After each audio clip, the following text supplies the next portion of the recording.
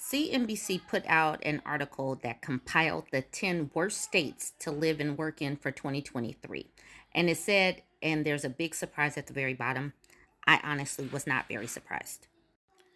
With nearly twice as many job openings nationwide as there are workers available to fill them, companies are setting up shop where the workers are. Each year, as part of our overall assessment of state business climates, CNBC America's Top States for Business considers how welcoming each state is to workers and their families. Life, health, and inclusion is one of the study's 10 categories of competitiveness. And this year, with nationwide worker shortage so severe, the category is taking on increased importance in our methodology. We consider multiple quality of life factors, including crime rates, environmental quality, and healthcare. We also look at the quality and availability of childcare, which is one of the most important factors in getting parents back into the workforce. With all this being said, it should be no surprise that red states are at the very bottom. The very bottom. Let's start out with number 10, Florida. Florida is number 10. I thought it would have been higher up, but Florida's Governor Ron DeSantis and his war on woke has made the climate for jobs and people wanting to work there abysmal. So Governor DeSantis, in his war on woke, is a war on DEI, or diversity, equity, and inclusion. He has the SB 1718, which is pushing out the immigrants. He has the war with Disney and is impacting tourism. The SB 1718 is impacting construction. And then he has the insurance companies that are leaving his state. So this all makes for a climate that is not great to work in, employ in, or live in these days. Okay, so strengths of this state: air quality, child care, and worker protection. Weaknesses: inclusiveness and reproductive rights.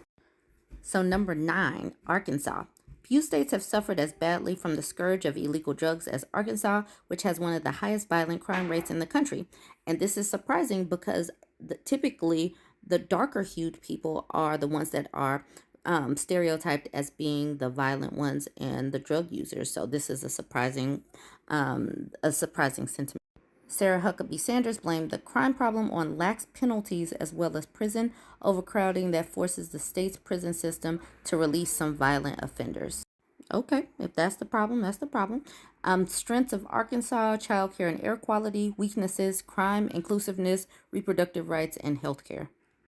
Number 8, Tennessee. Tennessee has enthusiastically passed laws targeting LGBTQ rights, even if it has crossed the bounds of constitutionality. So it's not particularly inclusive, but they do have good air quality there. I'll make a part 2. Okay, I'm continuing my top 10 worst states to live and work in. Number 7, Indiana. With fewer than 10 licensed child care facilities per 100,000, the Hoosier State is making it hard for some families to fully participate in the workforce. It is second worst behind Louisiana. Protections against discrimination under state law are limited as well. Strength: the crime rate. Weaknesses: child care and inclusiveness. Number 6, Missouri, the Show Me State.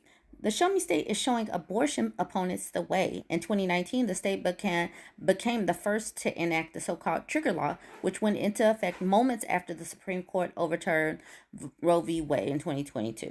It is one of the strictest states in the nation to get an abortion. It bans all abortions except in the case of a medical emergency, which the abortion provider must prove. The strength: air quality. Weaknesses: voting rights, reproductive rights, and crime. So there's a tie for number 4. Alabama is one of America's unhealthiest states, with the 4th highest rate of premature deaths. It is also one of the most difficult states to vote in, with no in-person early voting and restrictions on voting by mail. Worker protections are limited, as are protections against discrimination. Strength: air quality. Weaknesses: voting rights and worker protections and inclusiveness and health. Basically, no reason to go to Alabama. South Carolina is tied with Alabama. South Carolina is an unhealthy state, both at home and on the job. The state has the nation's 5th highest rate of occupational deaths, and it finishes in the top 10 for frequent physical and mental distress overall. Legal protections for workers are limited, and the state's violent crime rate finishes in the top 10. Strength: air quality. It just seems like air quality is the catch-all for these worst states to live in. Weaknesses: health and worker protections, inclusiveness, crime, and voting rights. Another state to just not go to. Number 3, Louisiana. With just 76 licensed childcare facilities in the state of 4.6 million people, no state does worse than Louisiana in this increasingly important quality of life metric. State lawmakers have begun trying to remedy that, approving $44 million in new funding in the final hours of the 2023 legislative season. Louisiana has no metrics in the top 25. Weaknesses, childcare, crime, reproductive rights. Number 2, worst place to live and work, Oklahoma. Overall health in Oklahoma is not okay, with one of the nation's highest rates of drug abuse, the second highest rate of people without insurance. And you know it's a red state, definitely not friendly for reproductive rights. Strengths, air quality. Weaknesses, reproductive rights, health, and voting rights. Texas is number 1. I thought Florida would be number 1. But anyways, let's get into it. How could 200,000 college-educated workers moving to Texas each year possibly be wrong?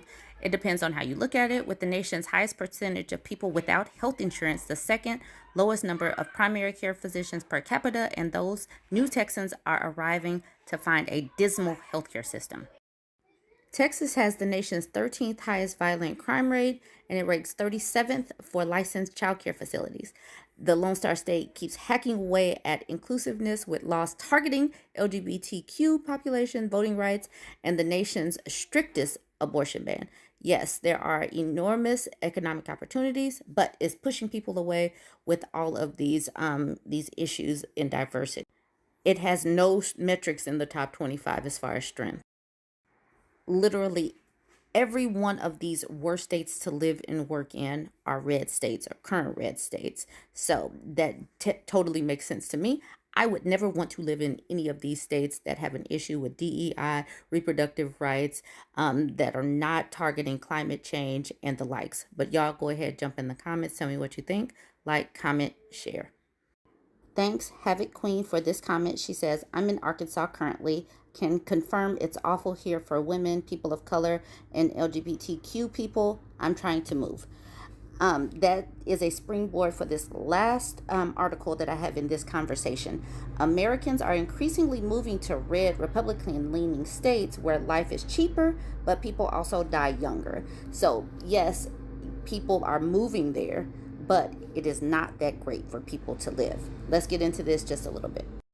The United States is an increasingly polarized country when it comes to politics, but one thing that almost all people want is to live a long and healthy life. More and more Americans are moving from Democratic-leaning blue states to Republican-voting red ones, and one of the effects of this change is that they are relocating to places with lower life expectancy. There is a large difference in expected lifespans for people living in certain states, according to the U.S. Center for Disease Control. So the people born in New York and California, two of the richest states in the country, which vote largely Democratic, have a life expectancy of 77.7 and 79 years respectively. But people in Mississippi and Louisiana, two of the poorest states, which tend to vote Republican, live an average until they are about 72 to 73 years old. People who live in Republican-leaning states tend to have less money, worse health outcomes, higher rates of gun-related deaths, and lower levels of education than people living in Democratic states.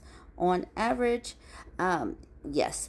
So just letting you know that blue states are typically have more money, and actually blue states have more tax revenues that are going to red states. So red states have to be subsidized. They're basically welfare states. So when people make it like black people have more people on welfare, that is not typically true. Republican-led states, which are typically more male sapien, tend to have lots of people on the welfare rolls. So just keep that in mind. And that is the end of this 3-part series. Like, comment, share.